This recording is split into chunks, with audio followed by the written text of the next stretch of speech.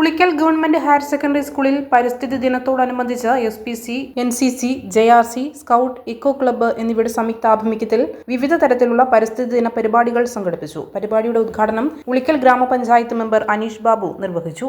പരിപാടിക്ക് സ്വാഗതം SPC CPO Sujesh പറഞ്ഞു. ഹെഡ്മാസ്റ്റർ ശിവകുമാർ പരിപാടിക്ക് അധ്യക്ഷനായി. Ulikkal police station sub inspector Ajith സന്നിഹിതനായിരുന്നു. പരിസ്ഥിതി ദിന പ്രതിജ്ഞ SPC കേഡറ്റ് വേണിക ചൊല്ലിക്കൊടുത്തു. പരിസ്ഥിതി ദിന സന്ദേശം NCC കേഡറ്റുകളായ Anvitha K, Alan Joseph, Riya UK എന്നിവർ നൽകി. പരിപാടിക്ക് ആശംസകൾ നേർന്നുകൊണ്ട് അധ്യാപകരായ തോമസ് VM, ശ്രീജിത്ത്, പോലീസ് ഓഫീസറായ രാജീവൻ എന്നിവർ സംസാരിച്ചു.